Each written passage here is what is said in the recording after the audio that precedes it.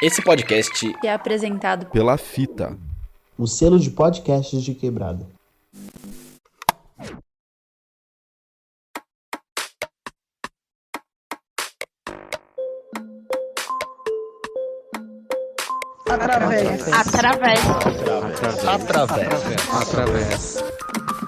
Através o podcast.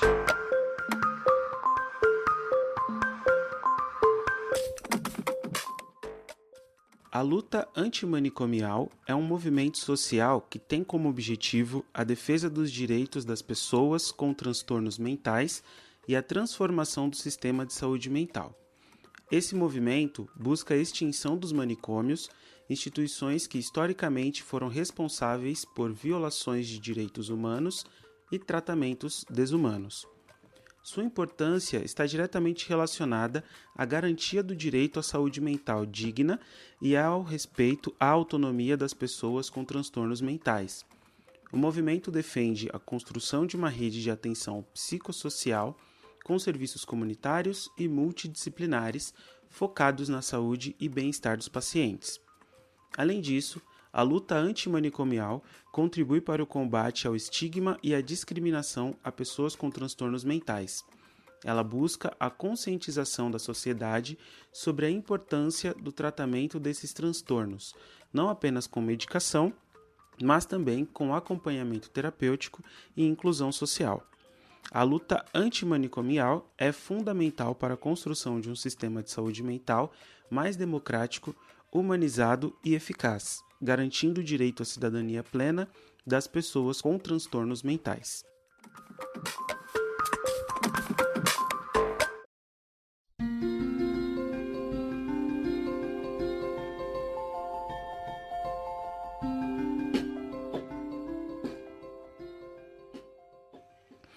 Olá pessoal, tudo bem? Daniel Santana falando aqui em mais um episódio do nosso podcast Através, junto com o meu companheiro de sempre, Gil. Como é que você tá, Gil? Tudo bom? Olá, Dani. Eu estou bem também. Olá, pessoal. É um prazer mais uma vez estar aqui. O jargão de sempre, né? Bom dia, boa tarde ou boa noite, porque não sabemos qual horário você vai estar nos ouvindo, fazendo a sua atividade, voltando do trabalho ou indo. Mas mais uma vez é um prazer estar aqui para poder bater esse papo com meu amigo Daniel e com as nossas convidadas de hoje também. É isso aí, convidadas de muita honra, né? De muita alegria de estarem aqui conosco hoje. Duas delas já conhecidas do nosso podcast, muito admiradas e já participantes de outros episódios, uma estreante também. Mas vamos seguir com o nosso costume de trazer, né, e passar a palavra para elas, seguindo uma ordem alfabética aqui, para manter a ordem, né, por uma questão de ordem. Então vou pedir para Cláudia se apresentar. Cláudia Polubriaginov. Acho que eu acertei a pronúncia, né? Isso mesmo. Gente, primeiro, obrigada aí pelo convite, Dani, Gil, é um prazer estar aqui no podcast mais uma vez. Um salve aí para todos os ouvintes também. Gente, meu nome é Cláudia, sou enfermeira, historiadora, né? Hoje sou professora universitária, né, na Universidade de Santo Amaro, dou aula para o curso de medicina, de enfermagem, dou aula de medicina de família e comunidade e enfermagem na atenção psicossocial. E minha trajetória sempre em torno da psiquiatria, enfim, e como já agradeci o convite, e um prazer falar sobre um tema tão importante que é a luta antimanicomial, um tema tão atual e tão necessário ainda de ser discutido. Então, parabéns até pela escolha do tema aí, viu, gente? Muito importante mesmo. Obrigada. Imagina, a gente que agradece. A Cláudia, acho que é até interessante comentar aqui, foi para mim, né, particularmente, um achado, porque eu acompanhei um pouquinho das aulas que a minha esposa fazia com ela, né? Então me encantei pela temática, já tinha muito interesse, já tinha uma admiração muito grande pela temática, mas vendo e ouvindo a Cláudia falar, acho que veio um brilho muito legal. E foi muito interessante ouvir você conversar com a gente naquele outro episódio, Cláudia. Se eu não me engano, acho que foi sobre saúde mental, né, que a gente conversou. Isso Né? mesmo, Então, isso mesmo. conversamos um pouco, já deu para ter uma ideia e, assim, ampliar um pouquinho dessa nossa troca, né? Acho que até uma certa introdução ao que a gente vai discutir um pouco hoje, aqui nesse nosso episódio. Então, muito bem-vinda novamente, muito prazer estar com você aqui. Obrigada, gente. Seguindo agora para nossa estreante nos nossos microfones, né? Gabriela Galvão, por favor, se apresenta aí pra gente. Oi, gente. Primeiro eu queria agradecer muito pelo convite, me senti muito honrada. Acompanho o podcast, acho o máximo. Nunca participei de um podcast. Então, estou aqui na primeira vez. Qualquer coisa, vocês me desculpem. Eu sou formada em psicologia, eu tenho uma trajetória na saúde mental. Eu trabalho atualmente num CAPS Infanto Juvenil da Capela do Socorro, que fica aqui no território do Grajaú.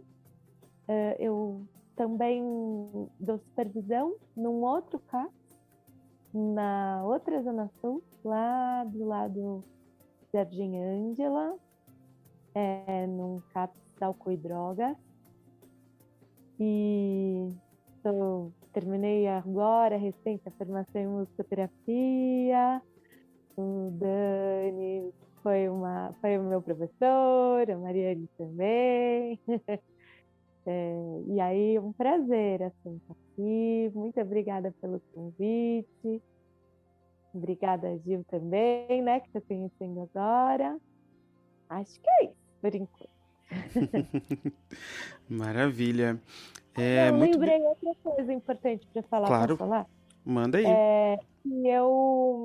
Eu acho muito importante esse tema, concordo com a Cláudia, né? Acho que a luta antimanicomial é fundamental e eu faço parte dos movimentos da luta antimanicomial desde quando eu entrei na universidade. Então, desde 2007 eu participei, atualmente menos atuante, né? Mas muito militante da luta antimanicomial. Então, eu fiz parte do movimento do Fórum da Luta Antimanicomial da cidade de São Paulo. Eu participei dos encontros nacionais da luta antimanicomial, fazendo parte tanto na construção quanto na forma para a gente conseguir ir, né? Porque nem sempre os encontros eram na cidade de São Paulo. Então, a gente foi para o encontro de Vitória, daí a gente fazia juntos, arrecadar dinheiro para conseguir ônibus para ir para o encontro nacional, enfim. Então, acho que vale contar que eu sou bastante militante da luta antimanicomial e acho fundamental que a gente possa discutir e conversar um montão desse tema. Maravilha. Sim, é bem bacana também já conhecer um pouco dessa trajetória, né? E o quanto você também traz de vivência, de conhecimento, de prática aí nessa temática, né, na própria luta antimanicomial, nas lutas da saúde mental como um todo, que a gente sabe que é uma área de trabalho que tem inúmeros desafios aí, né? E então, muito obrigado, Gabi, pelo aceite de estar aqui conosco nesse nosso episódio. E para a gente concluir as nossas apresentações, né, temos aqui mais uma prata na casa, né, a Mariane Ozelami, que já está aí com a gente desde o comecinho, estava até revisando aqui agora, participou com a gente do nosso segundo episódio sobre... Peraí que eu vou pegar o nome aqui, que fugiu.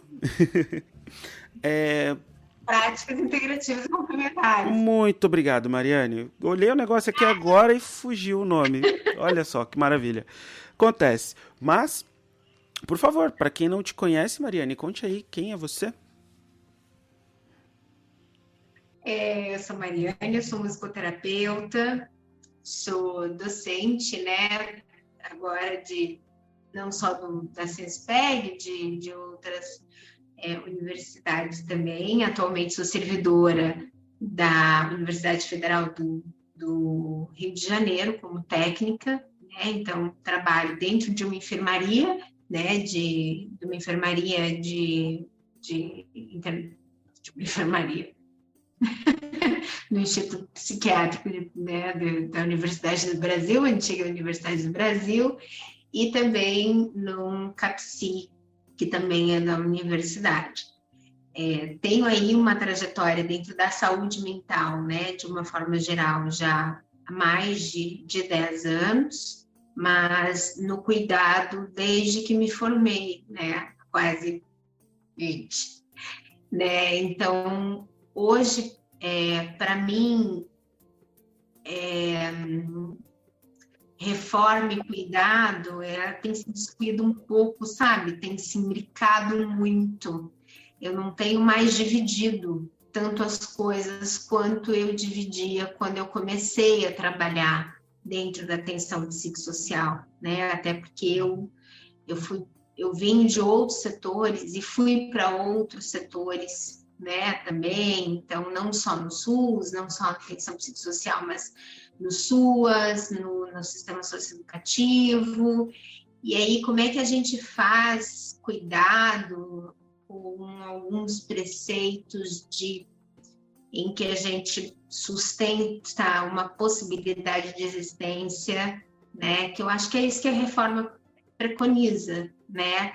Para muito além de ela dizer, olha, a gente quer uma melhor saúde mental para o usuário, eu acho que a reforma ela preconiza assim, a gente está lutando pelo direito de existência desse sujeito. que é uma boa saúde mental, não é mesmo? Acho que isso é super discutível, mas o direito de existência, não. Por muito tempo, eu já fui militante já de pegar e megalofone, né, de fazer piquete, bater panela, ir lá na frente, até que chegou um momento que eu também cansei, porque isso também cansa, né? E eu resolvi militar de uma outra forma, que foi fazendo pesquisa. Então, eu fui fazer pesquisa para entender como que a gente opera o cuidado a partir de algumas práticas, né? Então, eu não posso dizer ainda que eu sou doutora em saúde coletiva, mas eu posso dizer, e nem doutoranda mais. Eu posso dizer que agora eu estou quase doutora, porque eu estou assim, naqueles 45 de segundo tempo entregando a tese final, então eu já posso me dizer que eu sou quase doutora. Né? Em saúde coletiva, mas foi o campo da atenção psicossocial que me levou para o doutorado, e foi também os tensionamentos que eu vivi no campo, por conta da militância, né, e dessas coisas que a gente quer imprimir, quer tentar e não consegue, quando a gente vê o usuário está sendo deixado de lado, porque tem outros interesses que estão acima, que eu abri mão de alguma coisa para apostar em outra. Então, é um pouco por aí a minha história, né? A minha apresentação. E vamos continuar conversando, porque hoje eu acho que eu tenho mais críticas a fazer a reforma do que muita coisa. E o espaço aqui é esse mesmo, é pra gente refletir junto, pra gente criticar, pra gente, enfim, elogiar o que tiver que elogiar. Críticas reflexivas, Sim. né? Críticas reflexivas, no sentido de a gente se colocar a pensar mesmo, o que é isso que a gente está produzindo. Exatamente. E até dando início aqui à nossa conversa, eu acho que vocês todas, né, dentro da apresentação, do histórico, né, de vocês, trouxeram alguns pontos, algumas colocações que eu acho que não tinha outra pergunta que não essa para a gente iniciar a nossa conversa, que seria sobre os desafios, né? Eu acho que, quebrando um pouquinho a rotina, a gente geralmente começa com uma pergunta um pouquinho mais leve, mais introdutória, sobre visão e tudo mais. Não deixa de ser também um pouco a visão. Mas eu queria ouvir um pouquinho de vocês, quais os principais desafios que vocês enxergam que são enfrentados por todos os envolvidos, né, na questão da luta antimanicomial e nessa questão também do cuidado à saúde mental, né? Os usuários dos equipamentos públicos, até mesmo a existência ou intervenções em equipamentos privados, aos profissionais que atuam nessa frente, aos familiares desses usuários, né? Quais os desafios que vocês enxergam nessa temática atualmente? Poxa, é uma pergunta ótima, importante e espinhosa, eu diria, né? Porque eu acho que a gente tem um montão de desafios. Estou começando, né? Mas assim, eu vou vendo. Primeiro que eu acho que a gente começa uma história muito importante, muito fundamental, com todas as pessoas. Então, né, sem o lugar do profissional, junto com o usuário, junto com o familiar, né? E eu vou sentindo que ao longo desse processo, isso um tantão vai se perdendo. Então, quando a gente imagina, por exemplo, na luta antimanicomial, né, os equipamentos como substitutivos que a gente chama, né, e que foram criados e pensados em conjunto com os usuários e com os familiares, hoje eu fico com a sensação de que, embora sejam equipamentos substitutivos, muitos têm práticas manicomiais, né? Eu acho que esse é o primeiro desafio. Então, como é que você muda uma lógica, né? Eu acho que a Mariane fala no comecinho, assim, desses desafios e de como é que é essa história com os usuários, né? E como é que a gente pode ir pensando.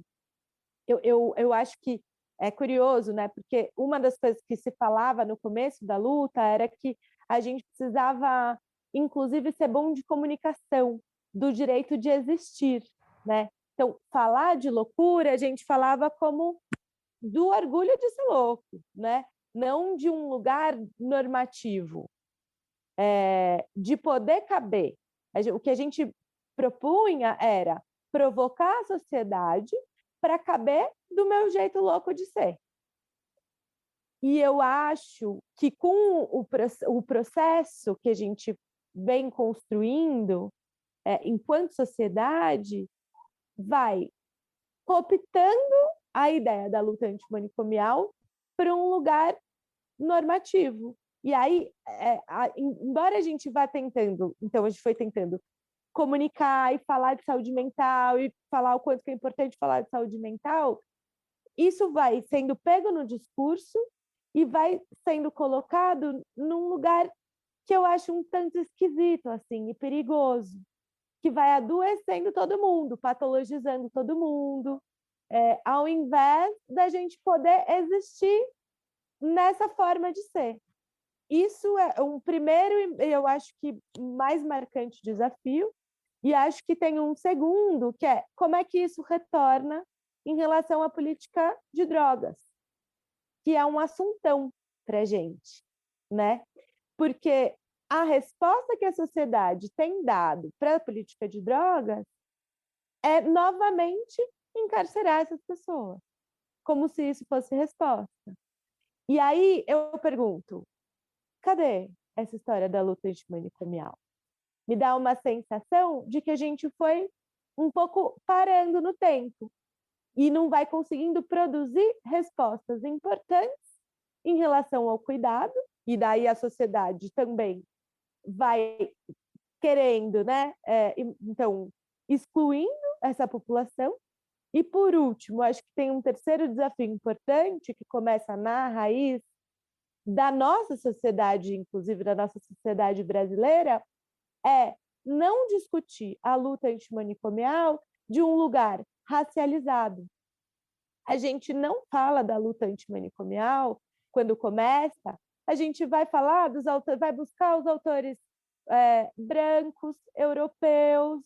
A gente não constrói políticas que sejam embasadas com as questões raciais. E isso é estruturante na nossa história.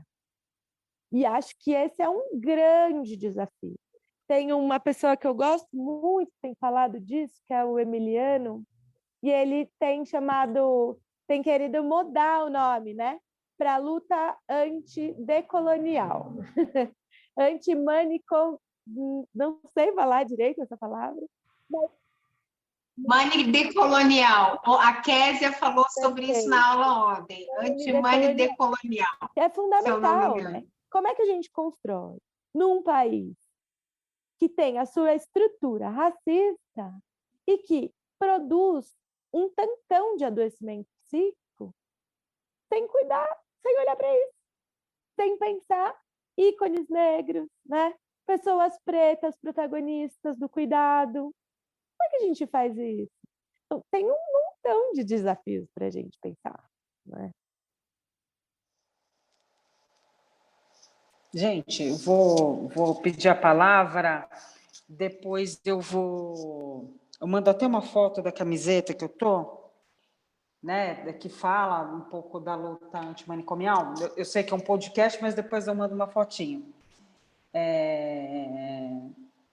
Lembro sempre, quando eu falo de luta antimanicomial, eu sempre falo da professora Doris Daia de Umerês, da Unifesp, que ela falava uma coisa muito importante, que a Gabi falou agora, e que às vezes a gente não se atenta, ela falava assim, que era importante a gente desconstruir o manicômio dentro da gente, né? Que existe isso, né? Eu posso estar num serviço super inovador e tal, mas eu posso ter atitudes manicomiais, mas a gente tem uma sociedade que é manicomial, né? E não tem como a gente falar da luta antimanicomial sem falar da questão do racismo, sem falar de tudo isso, porque quando você observa, e aí é o meu lado historiadora, tá, gente? Imagens, né, dos antigos hospitais psiquiátricos, fotos, os registros que se tem, principalmente os imagéticos, né, as imagens. A gente vê um grande número de mulheres e, sobretudo, mulheres pretas, né? Então, e não importa qual seja o hospital que você pesquise, né? E isso no Brasil inteiro, né? Mas isso é muito característico. Então, o doente mental, né? Ele, sobretudo, é aquela entidade marginalizada da sociedade, né? É tudo que a sociedade, de forma consciente e inconsciente, não quer, né? Então, é a população LGBTQIA+, é a mulher preta, o homem preto, é a pessoa que usa substância, e não importa a quantidade, não importa muitas vezes nem a questão, e olha que hoje a gente usa, né, o critério diagnóstico da questão da dependência química, né? Mas nem isso importa, né? Ou pelo menos não importava até então. Então, as pessoas à margem estavam no manicômio. Eu falo isso com certa tranquilidade, porque eu trabalhei no manicômio. Meu primeiro trabalho de psiquiatria foi num mega hospital e que eu era a única enfermeira para 440 pacientes, né? Tinha um auxiliar de enfermagem para cada 50, 80 pacientes, né? E eu lembro de uma história que eu sempre também conto, de um paciente que ele começou a quebrar a enfermaria inteira e a gente teve que conter esse paciente, né? Literalmente amarrar na cama para a segurança dele, da equipe e das pessoas ao redor, dos demais pacientes. E, diferente dos outros lugares que eu trabalhei, porque normalmente a gente contém o paciente porque ele está se autoagredindo, porque ele está tentando suicídio, porque ele está fora de si. E esse paciente, ele teve esse episódio de agressividade porque ele estava com fome. E naquele momento, ninguém da equipe tinha nada para dar de comer para ele. Agora pensa, você está hospitalizado e você passa fome, sendo que você não está numa condição que, para quem nos ouve, pode pensar, mas de repente ele estava em jejum para algum exame, né? Ele estava em alguma situação do tipo, e não era, né? Naquele momento, só para vocês terem uma ideia, o hospital estava cortando custos e tinha sopa uma vez por semana. Naquele momento, instituíram que teriam sopa 2 vezes por semana para cortar custos de alimentação. E a sopa, eu falo isso para os meus alunos, não é a sopa que nem a mãe da gente faz, que nem a avó da gente faz. A sopa era uma panela de água com caldo de tempero assim e 2 batatas. Não sustentava ninguém, percebe? Então, eu era enfermeira do noturno, esse paciente teve um episódio de agressividade porque estava com fome. Então, veja a violência, né? Porque a gente pode pensar, poxa, mas ele ficou agressivo, você teve que agredir, teve que contê-lo. Mas olha a violência que ele estava sofrendo. Porque você está hospitalizado e passa fome, pensa. Isso não é agressividade, né? É revolta. Exato. Tem outro nome. Ninguém aguenta, independente de você ter alguma questão de ordem mental ou não. Você se desespera, a fome desespera, né? Você não precisa ter uma doença mental para ficar agressivo. Não vamos dar spoiler, gente. Daqui a pouco a gente tem uma pergunta que a gente vai falar sobre crise e a gente vai ter que falar sobre isso. Sobre crise, sobre fome disparando crise no Brasil inteiro. É bem porque além a disso. Crise não é mais psíquica. Hoje não é mais. A crise não é mais, né? De ordem psíquica. Hoje não é mais. A gente está lidando com fome, com vulnerabilidades reais oficiais, assim, da ordem assim, não. A gente não está mais falando de crise psíquica, a gente está falando de crise de vulnerabilidade. Da pessoa não tem, da pessoa tá em internação há um ano porque não tem para voltar para o território, não tem território. Né? Então é disso que a gente está falando hoje. Mas não vamos dar spoiler, né? Porque senão a gente vai responder podcast inteiro nessa pergunta. E não tem problema nenhum isso, eu acho que a gente vai não, porque esse é um tema que a gente vai precisar falar. Assim, não tem como a gente fugir disso. Né? Assim, eu acho que passou o tempo da gente ficar pensando em crise psíquica. Não é mais possível. A pandemia esfregou na nossa cara que não é mais possível. Né? E aí trazendo... Desculpa, Cláudia, te interrompi. Pode seguir. Mas, assim, trazendo, né, um pouco, e trazendo, acho que um pouco para o que Cláudia estava falando do corte de gastos, né, o que eu entendo como desafio: orçamento, interesses, governança, ou planos de governo e não planos de políticas de Estado e não políticas de governo e não políticas de Estado. Né? Então, assim, essas coisas atravessam, a gestão atravessa de uma forma direta o nosso fazer, né? Atravessa de forma direta o cuidado. Então, a gente vai parar para pensar, porque, assim, a pressão que eu tenho, muitas vezes, é que a gente fica catequizado, tá entendendo? E a gente não entra, não está falando. Não está falando para quem precisa ouvir, né? A gente vai falar, vamos discutir orçamento mesmo? Qual orçamento que vai da pasta? Qual orçamento que vai para a saúde mental? De verdade, né? Porque, assim, a gente tem ali uma política que diz 250 mil habitantes no CAPS 3 para a conta de cerca de 250 mil habitantes. E aqui no Rio de Janeiro, a gente está atendendo uma população, a gente tem CAPS que atende, que passou mais de 5 anos atendendo sem banheiro, CAPSI, atendendo sem banheiro, uma população de 1 milhão de habitantes, o pior IDH da América Latina. Então, né, assim, eu acho fantástico a gente pensar na reforma, nos preceitos da reforma. Agora, assim, vamos falar de realidade, né? Vamos falar de dinheiro, vamos falar de como que a gente operacionaliza cuidado nesse cenário, sem banheiro, com uma população extremamente crítica e com equipe mínima de 13 pessoas, que é o que está na portaria. E aí, quando você toma, né, quando você é parte de conselho de saúde, você leva para o conselho, olha, está faltando antipsicótico, olha, está faltando insumo, Tá faltando, estão precisando de ajuda. Quem é aquela mocinha lá? Quem que é aquela mocinha? Vocês não têm noção de quantas vezes eu já fui chamada na salinha da direção, depois de reunião de conselho distrital. E aí, assim, isso me fez, por mais apaixonada que eu seja pela atenção psicossocial, me fez cansar profundamente de uma certa hipocrisia que se imprime em nome da reforma psiquiátrica no Brasil. Porque, para mim, é um pouco hipócrita isso, sabe? A gente tem um monte de gente falando, acontecendo, dizendo que é tão maravilhoso, mas a gente ainda tem salinha de ECT, né? A salinha da eletroconvulsoterapia. Então, eu não sei. Não sei, talvez eu esteja num momento muito ácido.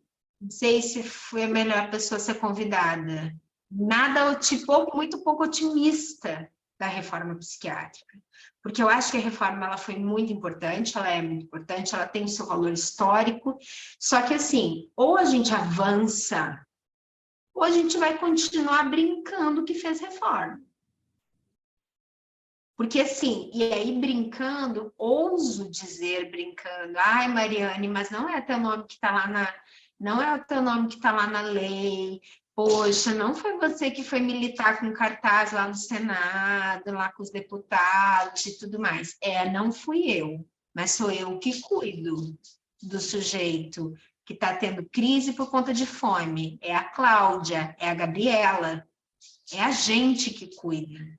É a gente que está se desdobrando em 5, porque não tem equipe, para dar conta dessas 1000 demandas que esperam que a gente dê conta, né? E não é possível. E aí a gente não tem para onde correr. Porque daí, assim... E não, isso sem falar no Brasil, né? Porque a América Latina, ó, mandou beijos. O que é reforma psiquiátrica? Total. Né?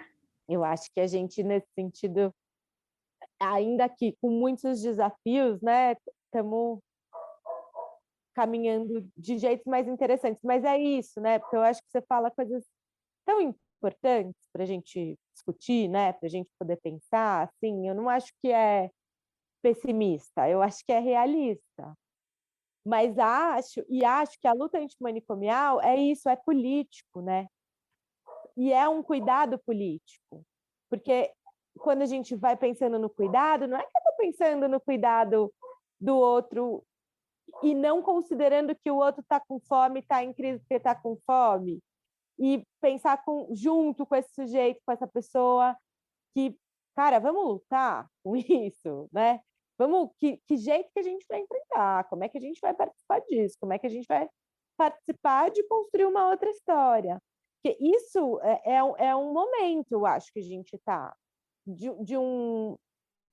Porque quando a gente pensou a reforma, né? Quando eu vou falando como se eu estivesse lá, né? Eu estava engatinhando, talvez. Não, eu sou mais velha um pouco isso, mas, assim, era criança, né? Não estava ali participando e fui pegando depois, né? Mas, bom, e eu sempre, quando eu vou falar da luta antimanicomial, lembro, não só da luta, mas do SUS, né? Que foi um movimento político da sociedade civil, né?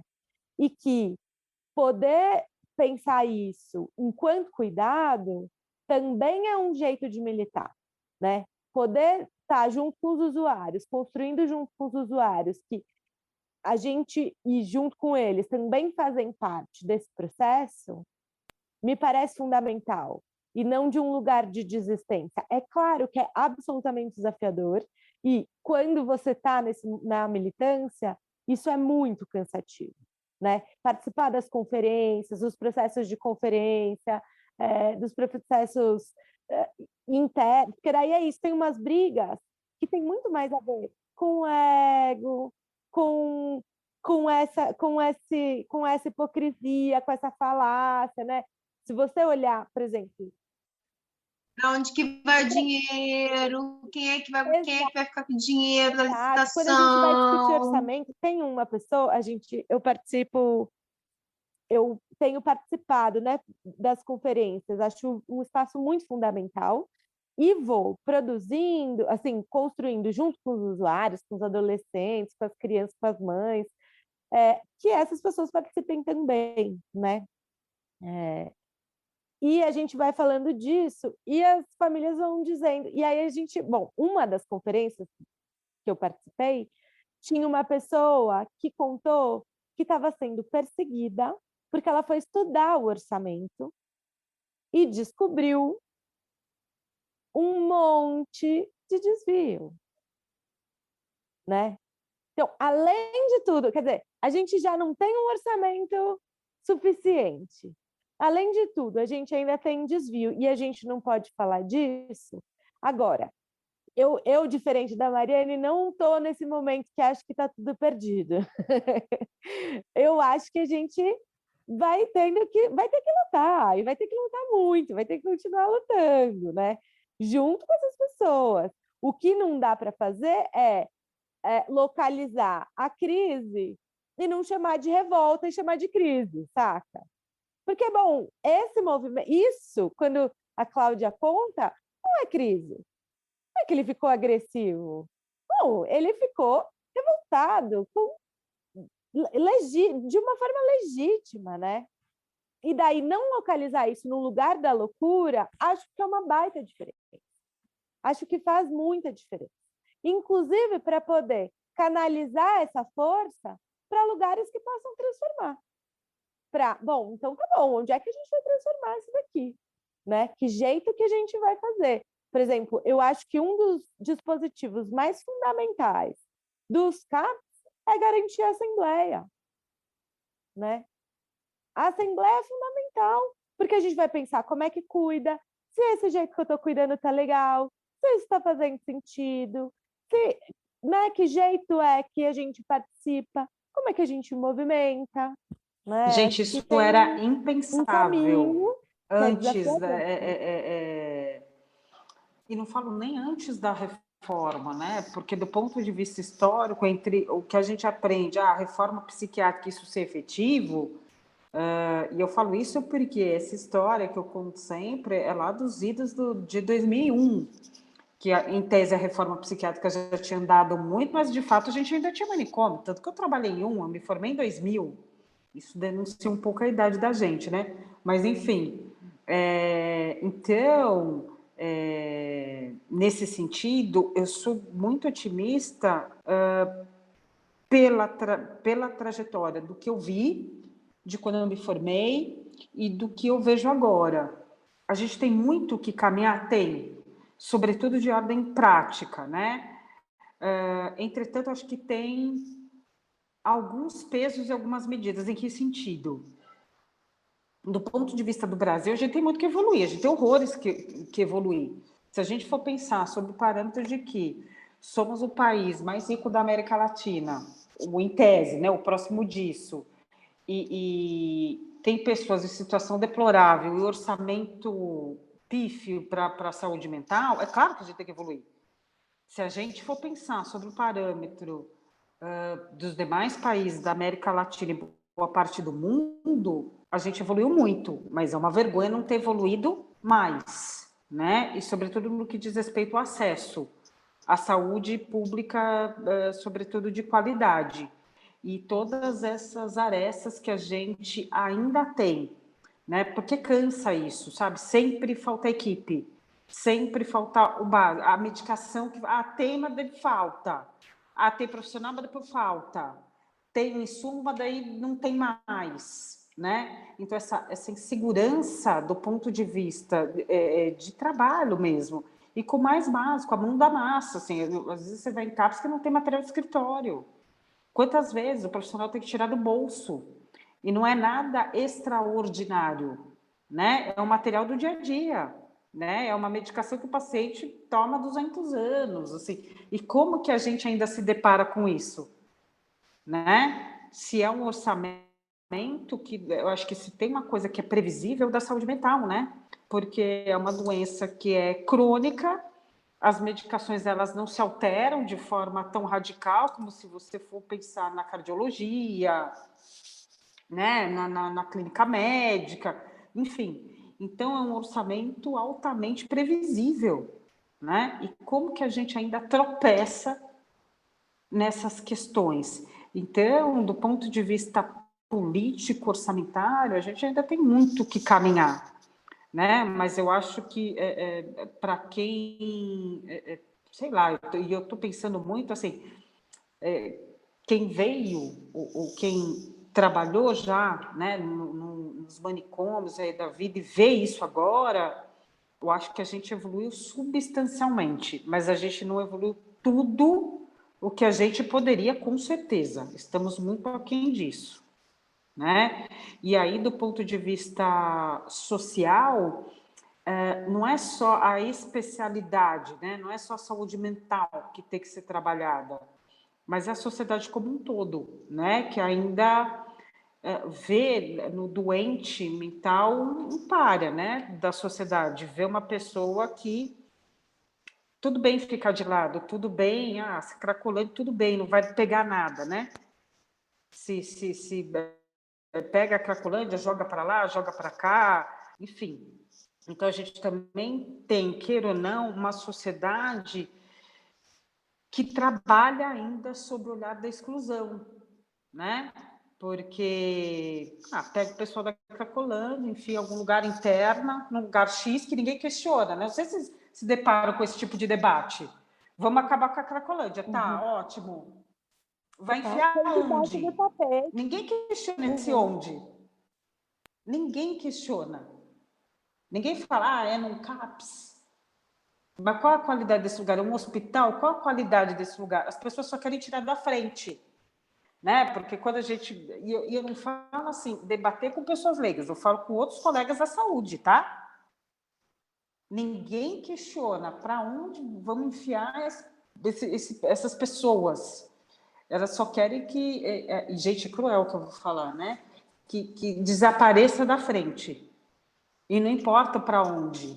E essa sociedade me assusta, porque, gente... Eu não sei se são tão cruéis assim, não. Não sei se são tão cruéis assim, Cláudia. Eu acho que são só gente mesmo. Sabe? A gente, né? Sei se são cruéis, você está entendendo? Eu acho que é isso, assim, a gente vivencia isso, a gente se constituiu dentro de uma formatação social que diz assim, bom, o que é diferente a gente tira da nossa frente. É assim que é. E não sei se isso é só crueldade, né? Eu não sei se a gente chegou nesse nível ainda de poder distinguir e dizer que é crueldade. É simplesmente uma grande repetição daquilo que a gente foi aprendendo a ser, a viver e a fazer, né? Então, assim, não estou passando pano, não. É porque, assim, eu tenho uma questão de um certo maniqueísmo, que a gente entrou num maniqueísmo nos últimos anos, de que se você votou em fulano, você é isso, se você votou em cicrano, você é aquilo, como se as pessoas se reduzissem a isso ou aquilo. E eu acho que a gente precisa fazer uma reflexão de que as pessoas são mais complexas, de que somos mais amplos, né? E que eu não sei se é cruel, quer dizer, é cruel, mas eu não sei se as pessoas sabem que elas estão sendo tão cruéis. Se isso passa por crueldade, elas não querem incomodar com isso. E outra coisa, assim, só para fazer uma ressalva no que a Gabi falou, eu não desisti ainda, Gabi, sabe? Porque se eu tivesse desistido de fato, eu não estava aqui queimando a minha mufa e, assim, pronta para pôr um botox de novo por conta da situação, entendeu? E, assim, eu estou aqui pensando como fazer isso, assim, me desgastando com isso. E se eu ainda estou me desgastando com isso, porque isso ainda me incomoda, porque isso ainda me mobiliza. Então, eu não desisti ainda. Só que eu acho que talvez eu esteja num momento em que eu não esteja romantizando mais a reforma. E eu já romantizei a reforma. Eu já tive esse momento, né, de romantizar. E não vou mentir, tem alguns momentos que, às vezes, quando as coisas acontecem, que eu fico, ai, meu Deus, coisa mais incrível. Mas eu só não estou mais nesse momento hoje, né? Assim, eu acho que eu estou com os pés muito cravados no chão e não estou mais. Quem sabe um dia, espero que volte um dia. Mas é só para deixar isso claro, tá? Eu não desisti ainda, não. Eu ainda tenho rugas de preocupação. Como diz as crianças que eu atendo, ainda tenho rugas de preocupação. Então, Eu tô ouvindo vocês falarem assim, vocês tocaram em questões muito profundas, né? De que quando a gente está falando de uma política pública de saúde, me faz uma consonância muito rápida. Eu não consigo não falar da saúde sem falar também da política da assistência social também, né? E aí também nós temos outras questões. A nossa prima E aí, pobre, né? sim, e aí nós temos essas questões, inclusive, que vai tocar também, não dá para não passar na questão da desigualdade social também, muito, muito, muito, muito, né? Nós falamos de um local, né, que está institucionalizado em São Paulo, chamado Cracolândia, mas que ele, como a Cláudia também trouxe na sua fala, eu vou tentando fazer um pormenor aqui do que vocês foram trazendo, daquilo que eu fui anotando, mas que nós vemos na cidade como um todo, né? Uma cidade que, num raio de 5 quilômetros, nós temos, enfim, ou então, muito menos do que isso, aqui no distrito da Vila Andrade, é um distrito que congrega Paraisópolis e a região do Morumbi, né? E aí, só para dar um exemplo dessa questão da desigualdade, que ela não está distante, ela está até tão mais próximo do que a gente possa imaginar, né? E vocês foram tocando em assuntos muito, muito pertinentes, a questão do orçamento, né? Esse lugar do cuidado, né? Essa resposta também, como a nossa sociedade também, ela também dialoga sobre as questões relacionadas à droga, né? E aí, também trabalhando na, enfim, com adolescentes em conflito com a lei, eu acho que a Mariane tem muito mais experiência do que eu, né? A gente vê um Estado, muitas vezes, tão quanto infrator do que o sujeito. Eu não estou justificando o sujeito, enfim. Mas é um Estado também omisso, um Estado que muitas vezes também causa estas fraturas, estas questões também, né? Mas nós começamos pelos desafios, vocês tocaram em alguns assuntos. Eu não sou a pessoa que atua tão diretamente na luta, mas nós estamos ainda no mês de maio, né? E esse episódio também ele vai de encontro à luta antimanicomial do dia 18 de maio, né? Que está previsto lá no dia 18 de maio. Então eu vou dar um passo atrás e voltar um pouquinho. Gostaria que vocês pudessem contextualizar como foi que surgiu, por que surgiu essa questão da luta antimanicomial. Eu vi que vocês também foram trazendo recorte na fala de vocês, relacionando o Brasil com os outros países aqui mais irmãos, mais próximos a nós. Se vocês também fiquem à vontade para trazer também, poxa, o Brasil em relação à política da saúde mental está nesse patamar em relação talvez aos outros países, ou também se vocês não se sentirem confortáveis também tranquilo, porque isso me tocou e tem me tocado, eu acho que não é só eu, né? Mas muito se falou em saúde mental durante a pandemia, parecendo que era uma coisa que, de repente, todo mundo agora precisa, né? E aí começou a se tocar não só em saúde mental, mas a importância da política pública do SUS, né? A importância aí de ter um sistema que dá respostas diante de uma pandemia que até então o nosso século aqui nós ainda não tínhamos vivido, né? E de repente começou a se falar também de desigualdade. Nossa, olha só, o pessoal na periferia não está conseguindo acompanhar a aula. Será por que eles estão conseguindo acompanhar a aula? Então, né? Internet. Enfim, outros assuntos começaram a emergir a partir desse grande boom que foi a pandemia, mas que já estava escancarado para muitos, que já vem atuando, que, como vocês trouxeram, tem coisas que estão escancaradas e que está colocado aí, né? Mas muitas pessoas não querem enxergar, não querem ver.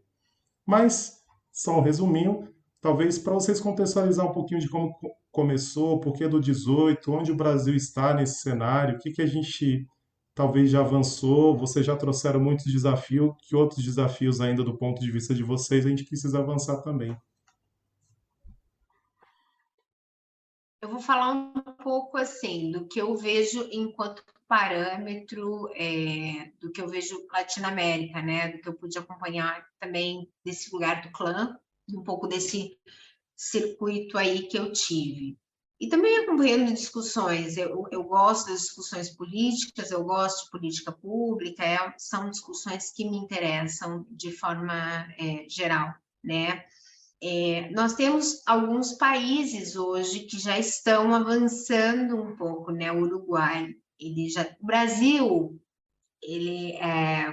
por mais que nós tenhamos várias críticas e questões no que tange políticas públicas, principalmente para as afirmativas, a gente está anos-luz, né, em relação à Latinoamérica de forma geral. Assim, isso é bem importante dizer, né? Políticas em favor das mulheres, política em favor da população negra, política em favor da população LGBTQIA+. A gente está, sim, essa discussão aqui está muito mais avançada, né? Do que em outros locais. Mas, assim, nós temos, por exemplo, o Uruguai, que já está se mobilizando, né, para poder pensar uma política nacional de saúde mental. Isso já está em estágio um pouco mais avançado.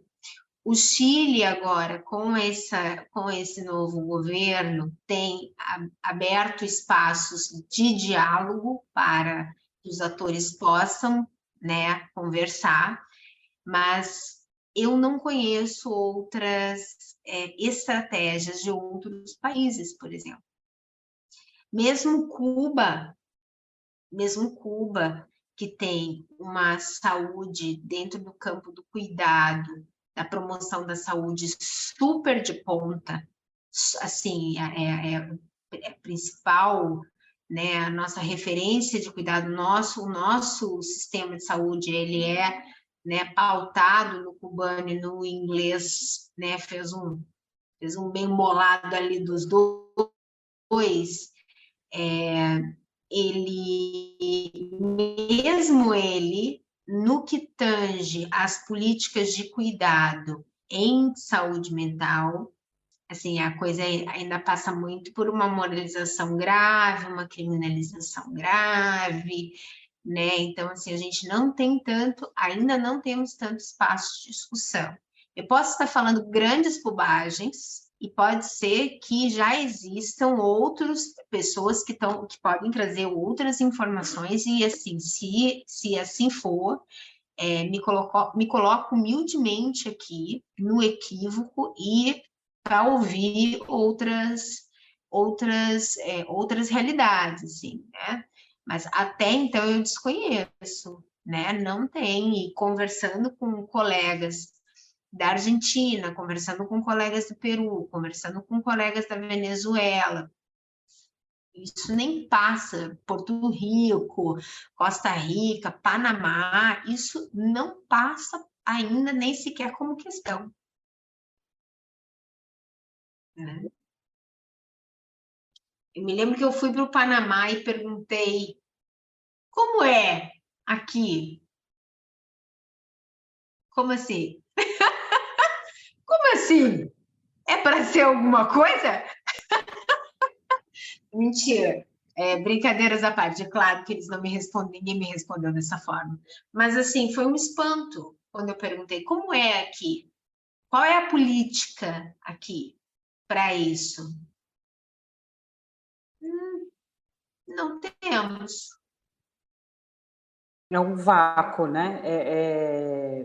Chega a ser uma coisa que a gente não para e pensa, gente, como pode? Não está em pauta, ainda que não tenha nada concretizado, mas não está em discussão. E o fato é que em muitos países isso não está em discussão, né? Então, eu acho que o que redobra a seriedade e o empenho na manutenção mesmo desses direitos e desses avanços que é uma conquista de todo mundo, né? Isso não tem da sociedade como um todo, mas sobretudo e com certeza da militância. Então, acho que óbvio que a gente tem que avançar, mas também evidente que já caminhamos um tanto. Vocês perguntaram da questão do dia 18, né, o dia da luta, né? Isso é um percurso histórico, né? E remonta, inclusive, o dia 18 de maio especificamente, e coincidência ou não, tem um amigo meu que trabalha, ele é arquiteto, trabalha com artes gráficas, e ele fez a arte gráfica.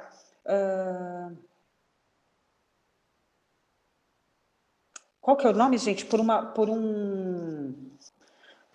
uma sociedade sem manicômios. Por uma sociedade sem manicômios, né? Então, o evento teve toda uma arte. Por um acaso, um dia, conversando com ele, com o Renato, ele me mostrou, olha, eu fiz uma coisa da sua área. Então, isso faz muito tempo. E estava lá por uma sociedade sem manicômios, né? Então, o 18 de maio, né, que fala, né, o dia do movimento da luta antimanicomial, ele vem daí, né? Ele tem todo um histórico aqui no Brasil. A luta antimanicomial, ela começa, sobretudo, na Itália, na cidade de Trieste. Para localizar os ouvintes, né? É próximo à cidade de Roma, fica na região metropolitana da cidade de Roma, a cidade de Trieste, e começa lá, né, na figura do Dr. Franco Basaglia, e é uma luta que ganha o mundo, né? Na Itália e na Alemanha tem uma questão que é curiosa, né? As pessoas têm, os profissionais, né? A saúde de lá tem o costume de tirar fotos dos pacientes, isso qualquer um, né? Você passa num equipamento de saúde, eles têm o costume de tirar foto dos pacientes e fica em prontuário. E aí, num dado momento, o Franco Basaglia, ele se atenta com uma coisa que é curiosa. Ele fala, ele é diretor clínico do Hospital Psiquiátrico na cidade de Trieste, e ele fala que para boa parte dos pacientes ele poderia dar alta. Entretanto, ele se atenta para o fato de que o único serviço de psiquiatria era o próprio Hospital Psiquiátrico, né? Enfim, para quem se interessar, tem uma vasta literatura sobre a luta antimanicomial, mas ela se dá na Itália e ganha o mundo, né? E aqui no Brasil, fora as conferências de saúde que tiveram e têm fundamental importância, por isso que a Gabi falou da importância não só de profissionais da saúde, mas da sociedade, paciente, família, amigo. Você não precisa fazer uso de um serviço para lutar a favor dele. Isso é importante, o engajamento social. Se a gente teve os ganhos que tivemos, foi porque a sociedade se engajou. E é importante o engajamento, né? Então, a quem nos ouve, independente de ser da área de saúde mental e da profissão que vocês tenham, o engajamento é fundamental. Então, se inteirar da questão da luta antimanicomial é fundamental para todos nós, independente da tua especialidade. Né? E eu falo isso porque o podcast que fala de musicoterapia, mas essa temática é fundamental para toda a sociedade. E aí, o dia 18 de maio, aqui no Brasil, ele nasce daí, né? Dessas conferências, e essa que tinha o título, né, de Por uma Sociedade Sem Manicômios, ela se dá e se institui o dia 18 como um dia fundamental, 18 de maio.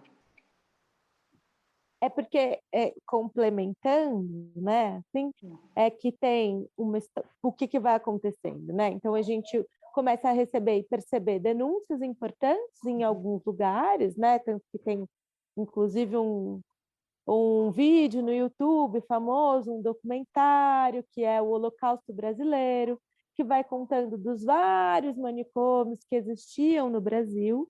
O Holocausto Brasileiro, que é mais recente, é muito interessante. Eu acho que depois a gente fala dele um pouco, mas é muito interessante. Mas ele vai contando um tanto dessa história, e daí, em Santos especificamente, tem algumas figuras importantes, que Davi Capistrano, que é uma figura lá importante, não é só ele, eu estou lembrando agora dele, mas porque em Santos tinha um manicômio importante e que muito... A Casa de Saúde Anchieta, que foi conhecida como a Casa dos Horrores. Daí vocês pensam, né? Se o apelido do lugar é a Casa dos Horrores, imagina... Sim.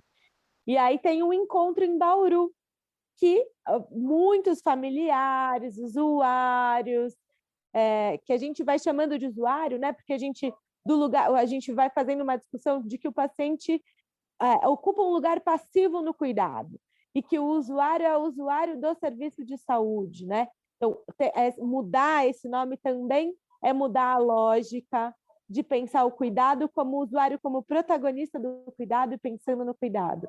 E aí tem o Encontro de Bauru, que acontece no 18 de maio de 1990, se eu não me engano, e que é um movimento importante, né? E que vai discutindo por uma sociedade sem manicômios, mas especialmente porque é isso. Por que a gente vai falando desde o começo de algo muito político, né? E das desigualdades, porque sempre, o tempo todo, a gente vai pensando como é que a gente garante direitos humanos. Porque não se trata de cuidado. Quando as denúncias começam a acontecer, ou a gente começa a ver o estado das pessoas, os maus tratos, as mortes das pessoas, né? Porque muita gente morreu, as pessoas eram muito maltratadas, violentadas. A discussão que está em jogo é do direito humano, do direito à vida, né? Então, também quando o Gil vai falando, por exemplo, quando a gente começa a falar, volta a falar da Cracolândia, né? E da questão das drogas, não é das drogas que a gente está falando. Muitas pessoas usam droga, muitas pessoas usam crack, e muitas pessoas usam crack no seu apartamento luxuoso. Sua cobertura. Na sua cobertura. O que a gente está discutindo é essas pessoas que estão que são produto de uma sociedade absolutamente desigual e que escancara como a gente falhou enquanto sociedade. Por isso incomoda tanto, né? Olha só como a gente falhou enquanto sociedade. O que foi acontecendo com essas pessoas e que jeitos são esses de viver também, que olhares normativos são esses de viver, né? Que tem algo que vai sendo discutido. Assim, eu trabalhei num CAPS-AD na Sé, nessa região, né? E eu lembro de ouvir muito algumas pessoas que eu ficava muito impressionada, que moravam em situação de rua. Isso não quer dizer que eu estou normalizando, que tudo bem morar em situação de rua, mas, assim, tinha uma moça que me dizia assim, eu perguntei para ela, sempre as pessoas, ela chegava e falava, eu quero me cuidar, eu preciso parar de usar droga, não sei o que, não sei o que, não sei o que lá. E eu sou da perspectiva da política de redução de danos, também sou militante nisso, e tenho produzido um fórum de drogas e direitos humanos aqui no território do Grajaú, não sozinha, claro, porque a gente nunca faz sozinho, mas junto com os conviventes da Praça do Mirna, do território do Grajaú, com adolescente, chamando adolescente, família, comunidade, escola, porque é isso, acho que a gente precisa ter fóruns, a gente precisa ter espaços para conversar, para cuidar disso, para falar disso, especialmente falar de drogas e ampliar esses assuntos. E aí essa moça chega e fala isso, e eu passo a ser né, no CAPS a gente tem essa história de referência, então eu sou referência dessa moça, e ela chega falando, não, eu quero trabalhar, eu quero sair da rua, eu quero não sei o quê. Daí eu falo, tá bom, isso você fala para todo mundo. O que você quer mesmo? Conta de você. Daí ela fala, então, na verdade, eu fui casada, eu sou viúva, eu tenho uma casa, eu recebo uma pensão, mas eu gosto tanto da rua. Eu gosto de ver as pessoas, eu gosto de ver as pessoas passando, eu gosto do movimento, eu gosto de estar na rua. Eu me sinto tão só em casa, eu não quero estar em casa. Bom, por que eu estou contando isso? Porque tem uma lógica aí. Porque eu posso pensar no cuidado dessa pessoa propondo um cuidado normativo que insira essa pessoa dentro desse modelo da sociedade, do que se espera do outro, né? Como se esse outro tivesse que, então, fazer o caminho, estudar, trabalhar, ser produtivo, né? Nessa sociedade capitalista. Então, quando a gente está discutindo a luta antimanicomial, não é que a gente está discutindo só um modelo de cuidado. A gente está discutindo um modelo de sociedade. Por que é que a gente precisa ser produtivo nesse tanto? Né? Por que é que a gente precisa dividir desta maneira as riquezas produzidas nessa sociedade?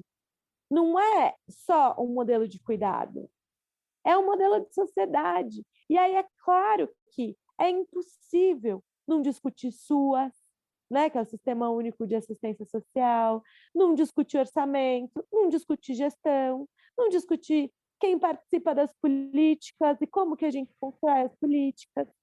Porque a gente não está discutindo exclusivamente a forma do cuidado. E eu acho que é aí que a gente se perdeu. Porque a gente passa a discutir como é que a gente cuida. Ao invés de discutir também como a gente cuida, mas que tipo de sociedade é essa que a gente quer. Porque discutir isso, falar isso que eu estou falando, a chance de me ouvirem e falarem: ai, que bonitinha, que utópica, né? Discutir sociedade, tá de brincadeira, né? Assim, a expressão, desculpem falar de uma sociedade capitalista, né? Que clichê, veja. Mas, puxa, é disso que se trata, né? É disso que a gente está Da falando. necessidade dessa normatividade. Que normatividade é essa? Que faz um feliz e tantos outros infelizes. Porque a nossa sociedade também coloca isso. Se eu não sou desse jeito, então eu não sirvo. Então não pode ser de outro. Eu também é engraçado como quando a gente cuida de pessoas, sobretudo em situação de rua, porque a gente, talvez, pelo menos eu, enfim, vem de uma sociedade no qual a gente está inserido, em que a gente tem que estudar, a gente tem que ter diploma, a gente tem que ter um emprego, e tem que ter uma casa própria e tal. E quando você se depara com uma pessoa em situação de rua, primeiro, acho que tem uma questão crucial que por que para ela é tão bom estar na rua e qual é a lógica dela de estar lá. Eu já ouvi de várias pessoas que falaram: na rua eu me sinto cuidado, me sinto mais protegido. Sejam porque eram absolutamente solitárias, infelizes, enfim, né? Por uma diversidade de questões, mas para elas fazia toda a lógica do mundo estar na rua. De repente não é a lógica da Cláudia, mas para aquela pessoa era ok, assim, né? E como o cuidado se deu a partir do momento em que a equipe entendeu que para ela o melhor era ela estar lá. Que ela se cuidava mais e melhor, ela aderia melhor ao tratamento, por exemplo, do que ela do que para a gente seria o mais lógico, dentro da casa, junto à família tradicional dela, né? Então, algumas vezes a gente se deparou com isso, né? Era a lógica dela, que é diferente da nossa, mas não quer dizer que a lógica dela está errada.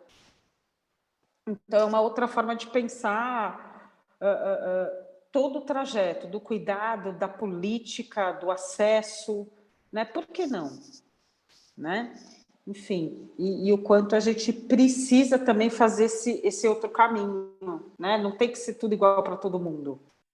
Que é isso, né? Essa história, por exemplo, do uso de substância, está muito mais ligado com uma questão moral do que outra coisa, né? De como é que as pessoas vão se relacionando com o uso de substâncias. Porque a gente fala do uso de substâncias, mas a droga que mais mata é o álcool, que é uma droga lícita. Exato. Percebe? E assim, não é qualquer coisa. E não necessariamente está realizada ao dependente de álcool. E as pessoas, e que mais onera, inclusive, a saúde, né? Não é pouca coisa. A gente fala do crack como se fosse uma epidemia. Tem uma pesquisa importante que foi pedida, inclusive, pelo Ministério da Saúde, na expectativa de dizer sobre Senad. O quê? Foi pedido pelo Senad. Pelo Senado. Ela foi encomendada pelo Senad para Fiocruz para dizer que o crack era uma epidemia. Isso, perfeito. E aí a gente se depara com o resultado. Qual é que mais matava. Exato. E tanto que quando saiu o resultado dessa pesquisa, já foi no início, primeiro semestre de 2018, ela foi, né? Não vou dizer que ela foi impedida de ser publicada, mas ela foi assim, teve inúmeros percalços aí até sair a publicação dela. E assim, a gente só está falando de substâncias, né? Porque quando a gente fala de droga, parece que também só tem essas, né? Uhum. E assim, eu não sei. E uma coisa que eu falo sempre para os meus alunos, assim, o que é o açúcar na vida da gente, Exato. né? O que é o sal, porque a gente não fala dos índices de hipertensão, a gente não fala de índices de hipertensão e diabetes que nós vivemos no Brasil, de pessoas com altos níveis de amputação, cegueira, de 15 a em função do 20%. uso de açúcar, que é uma substância psicoativa, né? Só que ela é uma substância psicoativa que se tornou cultural, né? Sim. Extremamente cultural. Se você acompanha os meninos aí, os Judás que tem criança pequena, os meninos pequenos, não sei como é que foi a inserção do açúcar, Gil, na vida dos meninos, assim, mas quem acompanhou, quem deu uma segurada e que chegou, assim, conseguiu segurar açúcar até os 3, 4 anos na vida das crianças parece que estão a pupila dilata. Alucinadas. A pupila dilata. Total. E eu acho, isso é tão curioso, eu estava pensando do quanto que você fala isso no começo, né, Mari? Que a gente, às vezes, fica com a sensação de que a gente está falando para a gente mesmo, né? Como é que a gente alcança essas outras pessoas, assim? Eu lembrei, essa semana foi o 18 de maio, né? Semana passada. E a gente do CAPS foi em peso para Paulista, junto com os usuários e tal. E aí, no dia seguinte, a gente almoça sempre na frente, tem uma casinha que é um pessoal que tem um restaurante que a gente vai lá comer. E ela falou, ué, onde é que vocês foram ontem? Porque daí a gente não almoçou lá, né? Vocês não foram, tal, não sei o quê. Eu falei, não, a gente foi na luta antimanicomial. Dela, quê? A gente almoça na frente. A gente vai lá todos os dias. Ela vê o CAPS. Ela não tinha ideia do que era a luta antimanicomial. E aí eu fui lá explicando, né, contando um pouco e tal. E aí ela termina, depois que eu falei, ela fala assim, você não acha que tem umas pessoas que precisam mesmo ficar internadas? Quer dizer, é um baita desafio. Como é que eu chego nela para... Então, eu vou lá, daí agora eu tenho ido lá, conversado mais, falado mais, desconstruído mais, mas veja, né? E a história das drogas é a mesma coisa. Não, a droga é do mal, né? É muito sério. E é isso. Bom, e o açúcar? E é curioso, as pessoas só enxergam o crack, né? Como droga, né? Por exemplo, o álcool faz, e quando eu falo isso para os alunos é uma coisa, né? E eu sempre falo, gente, assim, as drogas são um problema, são desafios, sem dúvida nenhuma, mas a gente não pode jogar tudo na conta do crack, porque eu falo, gente, essa coisa, o crack mata. Gente, tem pessoas que estão há 20, 30 anos, e aí? Então, se mata, a pessoa já morreu e desencarnou 10 vezes, porque não é possível, né? Agora, o que eu falo, álcool mata, isso a gente sabe que mata. Né? No trânsito, a pessoa às vezes está embriagada, atravessa a rua de forma desavisada e morre atropelada. E isso a gente não vê. E no caso do álcool, é uma questão que assim, não necessariamente aquela pessoa que morre por conta do álcool, ela é dependente de álcool. Não que a dependência do álcool não seja um problema, não seja uma questão. Claro que é uma questão e precisa ser olhada, as pessoas precisam ter acesso a tratamento, se for da vontade, enfim.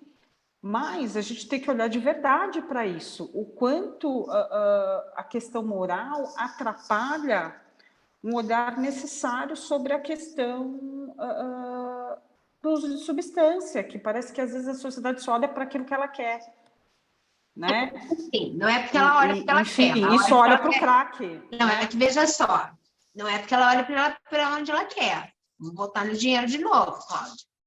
Ela olha para quem dá dinheiro ou não dá dinheiro. O que dá dinheiro? Exato. O que dá dinheiro? Qual é o lobby que dá dinheiro? Vamos pensar para saúde pública. O que mata mais para a saúde pública? O cara que tinha câncer no pulmão ou o cara que vai ter demência alcoólica lá no fim da vida dele? Né? Então, assim, o que onera mais o Estado? Então, a gente vai pensar política pública a partir do momento em que esse sujeito onera o Estado ou não. O câncer do pulmão onerava o Estado. Não à toa a gente veio com força contra o lobby do tabaco no Brasil. Agora, o álcool não. Pelo contrário, estamos muito bem obrigada, né? A gente não tem índices em que o Estado, né, é onerado tanto assim por conta do uso crônico do álcool, mesmo a gente sabendo de todos esses atravessamentos. Então, o lobby do álcool ele vale muito no Brasil, né? Então, assim, não é só uma questão em termos de impostos, em termos de propaganda. De dinheiro, de quem paga campanha, de quem financia não, é só um detalhe. E para quem nos ouve, inclusive, de todos os cadáveres que estão no IML nesse momento, isso é um dado, isso é fato. Nesse momento, né? Quem está no IML, os cadáveres que estão lá, 70% tinha álcool na sua corrente sanguínea. Mas isso fala, não mas todo onera esse o povo Estado, morreu no acidente? Isso né? não onera o Estado. Onera. Um pai morreu. Você está entendendo? Morreu. O cara não ficou na CTI. O cara não ficou... Espera lá, que aí a gente se posiciona. Ficou. Mas pera lá, quando eu falo 70% do pessoal que está no IML tem álcool, ou tinha, né, na sua corrente sanguínea, tem a questão do custo direto e indireto dessas mortes, né? Então, e você fala, mas a pessoa morreu de acidente de trânsito? Não necessariamente. Às vezes o cara se alcoolizou, arrumou briga, tomou um tiro, uma facada, enfim. São as mortes por causas externas, né? Mas o álcool, de forma direta ou indireta, ele onera. O fato é que ele onera. Entretanto, o fenômeno não é suficiente, do álcool não entra nem só na questão do alcoolismo.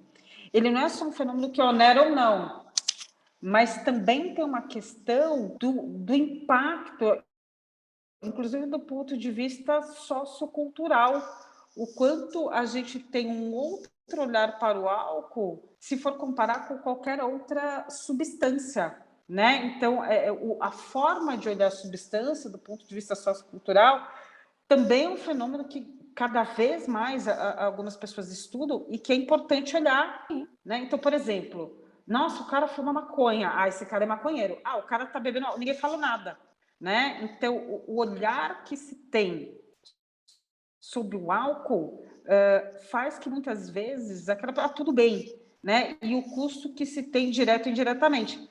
Eu acho que a Gabi estava falando da questão do açúcar e tal, né? Isso é um dado que a gente tem, sobretudo das unidades básicas de saúde, isso em toda São Paulo, mas sobretudo aqui na região sul, 15% a 20% da população adscrita das UBSs, né? Tem o diagnóstico confirmado ou de diabetes ou de hipertensão arterial sistêmica, né? Então, a gente não entra, né, no sentido da dependência química, mas o quanto é um problema de saúde pública e é uma questão de Estado mesmo. É um número enorme, 20% é um número escancarado. Claro que varia, né, gente, de região para região. mas de 15% a 20% entre diabetes e hipertensão arterial sistêmica, né? Esse é um dado que é posto. E o alcoolismo, mas aí a dependência de álcool está na casa de 11% a 12%. Isso, considerando que a gente tem um subdiagnóstico sempre, né? Não é todo mundo que tem dependência de álcool que está com um diagnóstico médico fechado, né? Então, o número é muito maior. É que assim, muitas vezes a gente tem outros subprodutos, né, do álcool. A gente tem outros subprodutos do álcool, né? A gente tem, por exemplo, a gente tem a chupetinha, que a gente molha na cerveja e dá para criança de 1 ano chupar, né? A gente tem um índice enorme de síndrome alcoólica fetal, porque as mulheres continuam consumindo álcool enquanto amamentam em período gestacional. Isso não é culpabilização. Isso é a gente entender que é um fenômeno social. Só que, assim, é um fenômeno social e assim, quem que fez o Al Capone nos Estados Unidos, gente? Quem que fez Al Capone ser Al Capone nos Estados Unidos? Sim, a lei né? Então, assim, quando eu falo que onera o Estado, quando interessa o Estado ou não interessa o Estado, a coisa entra. Não importa o índice. Não importa índices, muitas vezes. E aí, assim, quando eu falo Estado, estou falando de nós, inclusive. Primeiro, porque a gente escolhe parlamentares. Eu discordo completamente. Sabe esse papo de essa culpa eu não carrego? Mentira, carregamos todos. Todos temos responsabilidades em todo mundo que está lá. Mas eu não votei. Não importa. O que você deixou, então, de fazer? Porque o cara está lá. Se você não ocupa... Entendeu? Querendo você ou não. Né? Tipo, como se... não, eu lavo as minhas mãos. Isso é quase uma culpa cristã. Vamos, então, cirandar aqui, né? Vamos fazer uma esquerda cirandeira bem linda, fazer uma ciranda bem bonita, colocar flor no cabelo e vamos se desresponsabilizar pelo que a gente fez ao longo da vida. Calma. Não, a gente tem responsabilidade, sim. Porque a gente autoriza essas práticas. Nós, enquanto sociedade, autorizamos e legitimamos essas práticas. A gente autoriza as práticas de micropoder na nossa vida, no nosso cotidiano, no nosso dia a dia, e a gente também elege. A gente escolhe parlamentar.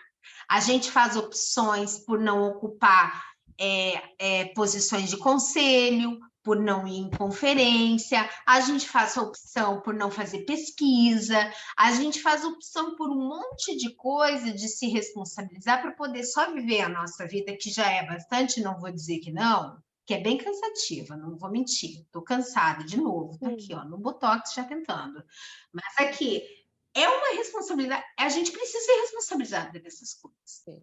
Né? Porque quando eu falo ao Estado, isso não onera o Estado, isso diz respeito a mim, porque eu devia, então, estar produzindo. Também. Eu sou Estado. Exato. Eu sou Estado. E acho que tem uma história, né, disso, né, especialmente da guerra às drogas, que eu acho que não dá para deixar de falar, como a Cláudia falou, é social e histórico, né? Então, por exemplo, a maconha, como a Cláudia cita, vem quando? Quando é que... Porque nem sempre as drogas foram proibidas no Brasil, e nem no mundo, na verdade, né? Tem uma função, e uma função muito específica, que é criminalizar. Não foi a turma de vocês que apresentou? Não foi a turma de vocês que apresentou o Dirijo?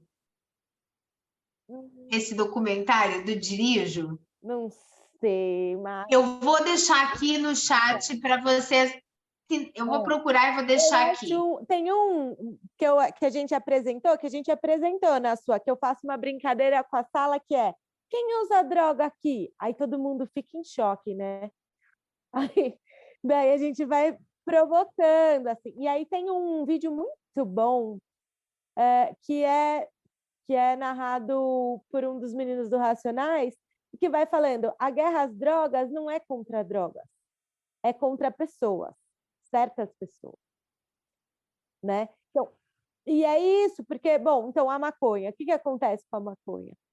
Tem uma história que é a população que foi escravizada, a população preta, sequestrada, que traz a maconha, que é de um uso ritualístico, e que isso passa a ser proibido enquanto forma de criminalização. Tem um documentário ótimo, como chama? Eu não vou lembrar agora, posso deixar depois, que também fala disso, assim. 13ª Emenda é o nome do documentário, que vai falando dessa discussão sobre o racismo e a política de drogas, e como isso tem função. Quer dizer, a gente está falando daqui das guerras às drogas, porque não é que a gente está proibindo as drogas. Recente, né? Sei lá, 2018, 2019, a gente teve um escândalo de um político brasileiro que foi preso num helicóptero cheio de cocaína. E tudo bem. Quem é criminalizado? A gente tem a maior população carcerária preta, uma das maiores do mundo, né? E, em geral, essas pessoas, a maior parte dos crimes por quais elas estão presas é de tráfico. E que curioso, essas pessoas serem, a maior parte da população, pessoas pretas. Quer dizer, tem uma função. Isso é político, né?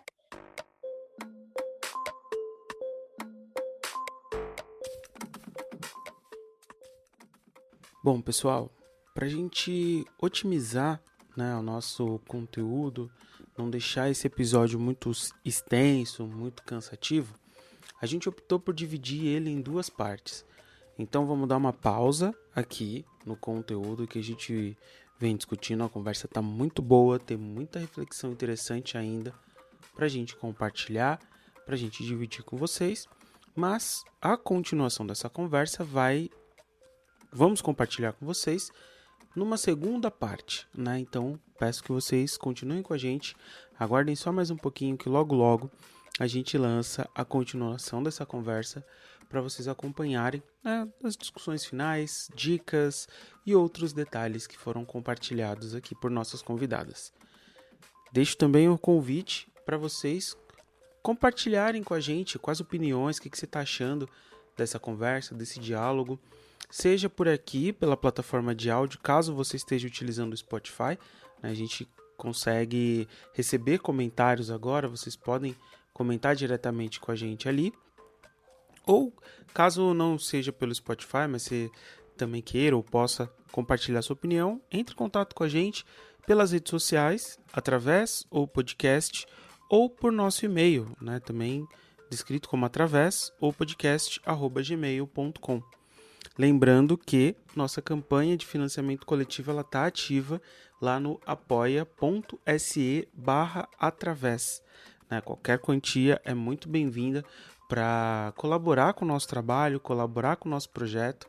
Se você acha um trabalho legal, compartilha com outras pessoas, manda para a gente seu feedback. Ainda pelo Spotify, você também pode classificar aqui, dando algumas estrelas para a gente, né? Ou se você tem a possibilidade de apoiar, né, de contribuir de uma forma um pouco maior, tem a nossa campanha disponível lá no Apoia-se, tá bom?